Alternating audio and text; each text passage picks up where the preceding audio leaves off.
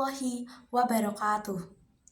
Sebelumnya, perkenalkan, saya Mutiara Alaya dari kelas 1010 nomor presensi 19. Pada kesempatan kali ini, izinkan saya untuk menceritakan 7 tokoh penyebar agama Islam di Indonesia. Oke, langsung aja kita masuk ke ceritanya ya. Baik, jadi yang pertama itu ada Sultan Malik As-Soleh. Nah, beliau ini adalah raja pertama di Kerajaan Samudra Pasai. Nah, kebetulan Kerajaan Samudra Pasai itu adalah kerajaan Islam pertama yang ada di Indonesia. Nah, pada awalnya Sultan Malik As-Soleh itu namanya bukan Sultan Malik As-Soleh, melainkan namanya itu adalah Marah Silu atau Merah Silu. Nah, beliau mendapatkan gelar Sultan Malik As-Soleh setelah beliau menganut agama Islam. Nah, gimana tuh awal mulanya nih, kok bisa nih beliau kok menganut agama Islam? Nah, jadi beliau menganut agama Islam pertama gara-gara beliau udah ikut bujukan. Beliau dibujuk oleh 2 orang pendakwah nih. Jadi ada 2 orang pendakwah, namanya itu Syekh Ismail dan Fakih Muhammad. Nah, pada saat itu beliau sedang melakukan sebuah pertemuan, kemudian akhirnya mereka berdua kan membujuk. Nah, akhirnya Sultan Malik As-Soleh ini ikutlah agama Islam. Alhamdulillahnya Sultan Malik As-Soleh setelah mengikuti agama Islam ini sangat banyak sekali membantu penyebaran agama Islam di Indonesia.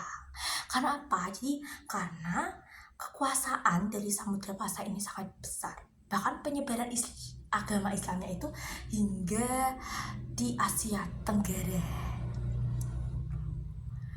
Sultan Malik As-Soleh beliau pada abad ke-13 ya. Beliau merupakan keturunan dari suku Emempel, sebutan untuk keturunan 4 maharaja atau merah bersaudara yang berasal dari Campa. Beliau berkuasa selama kurang lebih 29 tahun.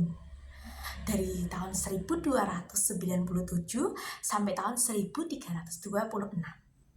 Nah, Sultan Malik As-Soleh ini mempererat hubungannya nih pada masa kejayaannya pada bagian perdagangan nih, Cina dengan India.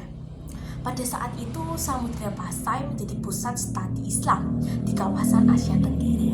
Nah, tentu nih pada saat itu sangat mendukung sekali penyebaran agama Islam. Nah, pada masa kejayaan Sultan Malik As-Soleh, Kerajaan Samudra Pasai berhasil menguasai Selat Malaka. Keren banget kan? Dan tokoh penyebar Islam di Asia Tenggara ini sebenarnya tuh mereka kuat ya, penyebarannya tuh kuat. Karena apa?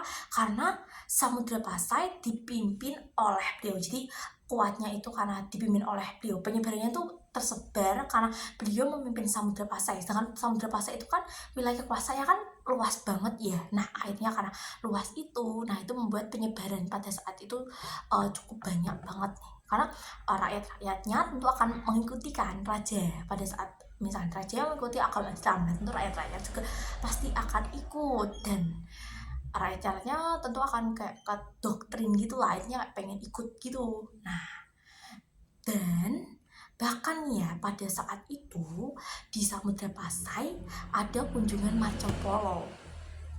Bahkan di kunjungan Marco Polo itu, di catatan Marco Polo ya, Sultan Malik adalah raja yang kaya dan kuat pengaruhnya. Nah, Sultan Malik As-Soleh wafat pada tahun 1297 dan dimakamkan di Desa Beringin, Kecamatan Samudra.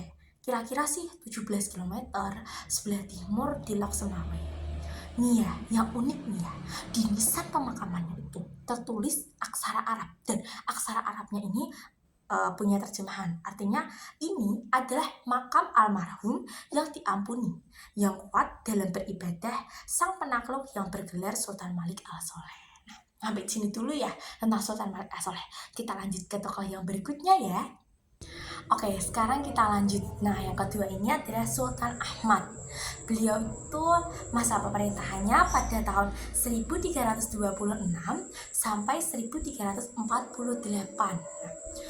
Sultan Ahmad ini sultan ketiga dari Kerajaan Samudra Pasai, jadi penerus dari Sultan Malik As-Soleh tadi ya. Nah, Sultan Ahmad memiliki gelar Sultan Malik Al-Tohir II.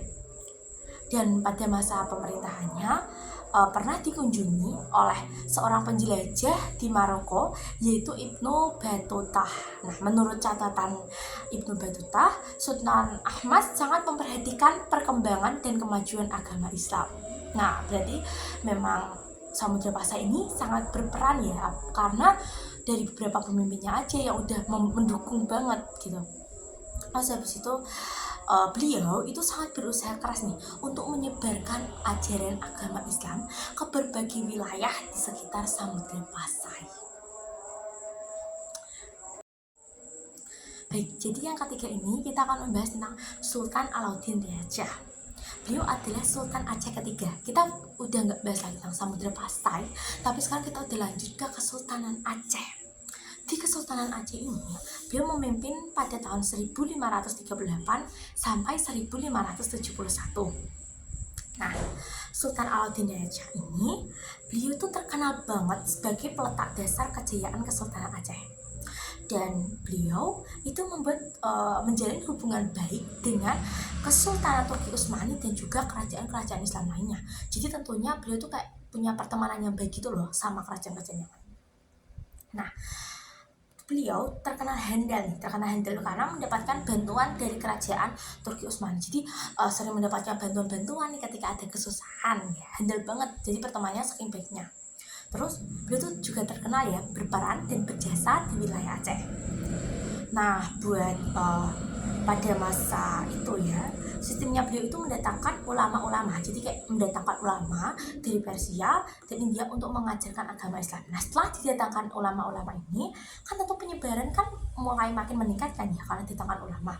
Setelah itu beliau juga membentuk kader pendakwah, lalu dikirim nih. Jadi kader-kadernya itu dikirim, lalu kader-kader itu bakal dibawa ya, dikirim ke daerah pedalaman Sumatera untuk menyampaikan ajaran Islam. Jadi ajaran Islam itu tersebar dengan rata sampai ke pedalaman. Keren banget kan? Nah, terus bahkan ya pada masa kepemimpinannya ajaran Islam itu sampai ke Minangkabau dan Indrapura. Nah, beliau wafat pada tahun 1605. Oke, kita lanjut ke yang keempat ya. Jadi yang keempat ini adalah Wali Songo. Tentu kita udah gak asing kan ya sama nama Wali Songo. Nah, Wali Songo itu mereka tuh merupakan pilar utama nih guys. Jadi mereka tuh pilar utama pelopor sekelompok tokoh yang berperan besar dalam penyebaran agama Islam di Pulau Jawa. Nah, sekarang aku bakal nyebut ini semua Wali Songo ya. Jadi yang pertama itu ada Sunan Gresik. Nama aslinya adalah Maulana Malik Ibrahim. Beliau itu diperkirakan lahir di Samarkand, Asia Tengah. Kemudian ada Sunan Ampel. Nama aslinya adalah Raden Rahmat. Ia adalah anak tertua dari Sunan Maulana Malik Ibrahim. Kemudian ada Sunan Bonang yang nama aslinya itu Syekh Maulana Magdum Ibrahim. Beliau itu putra dari Sunan Ampel dan Dewi Condrawati. Kemudian ada Sunan Derajat yang nama aslinya adalah Raden Qasim. Ia adalah anak kandung dari Sunan Ampel. Setelah itu ada Sunan Kudus yang nama aslinya Ja'far Shadiq. Ia juga dikenal sebagai Raden Undung atau Raden Amir Haji. Kemudian ada Sunan Giri. Nama aslinya adalah Raden Paku atau Ainul Yakin. Ia lahir di Blambangan, Jawa Timur pada tahun 1442 Masehi. Setelah itu ada Sunan Kalijaga yang nama aslinya adalah Raden Mas Said. Ia dijuluki sebagai Syekh Malaya. Kemudian ada Sunan Muria yang nama aslinya adalah Raden Umar Said. Kemudian ada Sunan Gunung Jati yang nama aslinya adalah Syarif Hidayatullah. Nah, dari Wali Songo ini mereka tuh menggunakan berbagai saluran ya, saluran dakwahnya itu. Mereka tuh lewat dari berbagai cabang seperti kebudayaan, kesenian, kemudian ada pendidikan, pernikahan, perdagangan, dan politik. Nah, Wali Songo ini mereka terkenal banget lewat perdagangan juga. Jadi mereka tuh berdagang sambil berdakwah untuk menyebarkan agama Islam. Dan perdagangannya mereka itu kan juga dipengaruhi dari berbagai negara ya, seperti Persia, India, dan Arab. Jadi tentu tuh kayak penyebarannya cukup merata dan juga meluas. Dan cara-cara mereka itu tuh intinya unik-unik lah. Bahkan tuh sampai sangat efektif nih. Pokoknya cara itu unik banget dan efektif sampai ke pelosok. Mereka tuh menggunakan cara-cara yang mendekati masyarakat seperti itu. Baik, yang selanjutnya ini tokoh yang kelima, tokoh penyebaran Islam yang kelima. Kita akan membahas tentang Sultan Alauddin. Nah, Sultan Alauddin ini punya nama asli yaitu Imangarani Daiman Rapian. Nah, beliau itu sebagai raja Goa, dan beliau itu udah dilantik jadi raja sejak usia 7 tahun, usia yang masih anak-anak itu. Nah, terus beliau itu merupakan tokoh penyebaran di Sulawesi Selatan. Nah, jadi beliau itu khususnya pokoknya di daerah sekitar Sulawesi Selatan sih. Terus beliau itu masuk Islam bersama dengan Raja Talo. Jadi Raja Goa ini beliau itu masuk Islam bersama dengan Raja Talo. Dan penyebarannya pada masa beliau itu mencapai daerah Buton, Dompu, Sumbawa. Cukup luas sih penyebarannya. Bahkan pada masa kesultanan beliau ini, beliau itu berhasil mengislamkan beberapa kerajaan loh. Ada kerajaan Sopeng, Wajo, dan Brunei. Lalu beliau juga dibantu sama perjuangan dari dakwah Datuk Ri Bandang, seorang ulama dari Minangkabau. Nah, nanti lanjutannya bakal dilanjutin, ada hubungannya sama Datuk Tunggang Perangan. Lanjut ke tokoh yang keenam ya. Oke, sekarang kita akan bahas tentang tokoh yang keenam, yaitu Datuk Tunggang Parangan. Nah, apa sih hubungannya sama sebelumnya? Jadi, Datuk Ri Bandang yang di kisah sebelumnya itu, yang beliau ikut membantu Raja Goa pada saat penyebaran Islam. Nah, beliau itu, Datuk Ri Bandang itu ternyata menyebarkan agama Islam bersama dengan sahabatnya. Nah, asal kalian tahu, ya sahabatnya itu Datuk Tunggang Parangan. Jadi, Datuk Tunggang Parangan menyebarkan agama Islam bersama dengan Datuk Ri Bandang yang udah membantu Raja Goa.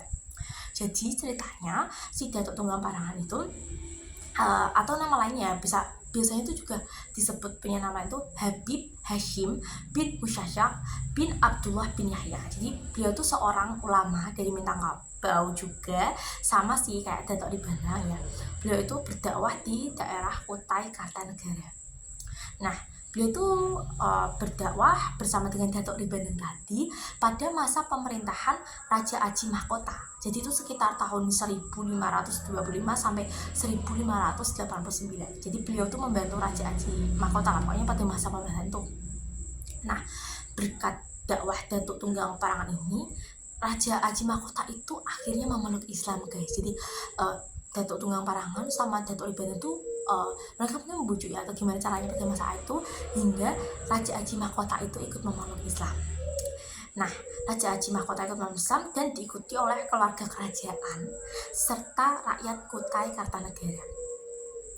Kerajaan Kutai Kartanegara ini berubah nama menjadi Kesultanan Kutai Kartanegara. Nah, pada masa itu agama Islam tuh berkembang pesat banget ya.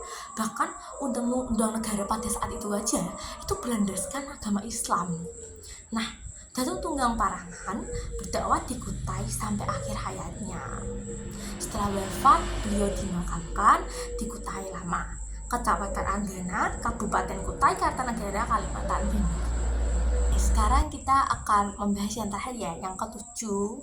Karena dengan itu aku hanya nyeritain 7 tokoh. Sebenarnya tuh banyak banget tokoh ulama-ulama yang di Indonesia, cuman aku nyeritainnya 7 tokoh aja. Nah, yang tokoh ketujuh ini itu Sultan Zainal Abidin. Jadi si Sultan Zainal Abidin ini ya, beliau itu memerintah Kesultanan Ternate pada kurun waktu 1486 sampai 1500 Masehi.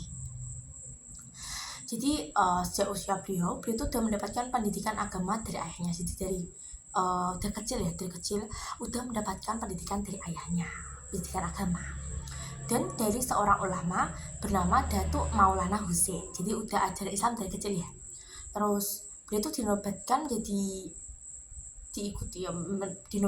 menjadi raja. Di sini menjadi raja. Beliau itu menjadikan Islam sebagai landasan resmi bernegara. Jadi ketika beliau udah jadi raja, beliau itu menjadikan Islam itu sebagai landasan resmi negara. Nah, hingga kerajaan Ternate itu berubah nama. Jadi pada saat itu kerajaan Ternate itu berubah nama menjadi Kesultanan Ternate. Nah, terus Sultan Zainal Abidin ya. Sultan Zainal Abidin ini berangkat ke Pulau Jawa pada tahun 1494 Masehi. untuk memperdalam ilmu agamanya di pesantren Sunan Giri. Jadi pada saat itu beliau tuh pergi ke Jawa buat memperdalam ilmu agamanya bersama dengan Sunan Giri di pesantrennya Sunan Giri di Jawa Timur. Nah, sekembalinya dari Jawa, beliau tuh mengajak ulama-ulama terkemuka. Wah, jadi mereka kayak menginspirasi gitu, ulama-ulama terkemuka, diantaranya ada Taubanul untuk membantu dakwah di seluruh Maluku. Nah, salah satu peran terpenting nih ya dari Sultan Zainal Abidin tuh dalam penyebaran Islam, beliau itu mendirikan pesantren-pesantren dengan pengajar yang didatangkan langsung dari Jawa. Jadi beliau itu ngambil pengajar dari Jawa untuk dibawa ke Ternate. Nah, di Ternate beliau itu mendirikan pesantren, di mana pesantren itu yang ngajar itu langsung dari Jawa, sehingga penyebarannya itu kayak murni, ilmunya tuh langsung gitu kan, dan menyebar dengan luas dan dalam ilmunya.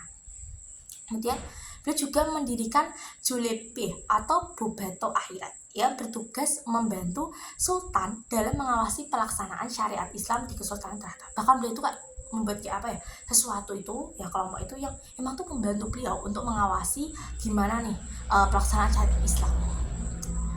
Sistemnya bagus banget ya guys. Terus akhirnya gerakan Islamisasi yang dilakukan oleh Sultan Zainal Abidin ini diikuti dan ditiru oleh raja-raja lain di mana. Jadi karena sistemnya bagus dan juga beliau sangat berperan penting hingga luas banget kan pada saat itu, juga tentu kan membantu perkembangan ajaran Islam ya. Nah, itu raja-raja berikutnya di Maluku itu mengikuti gimana sistemnya beliau. Oke, sampai di sini dulu aja ya ceritanya.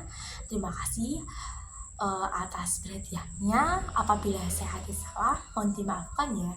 Wassalamualaikum warahmatullahi wabarakatuh.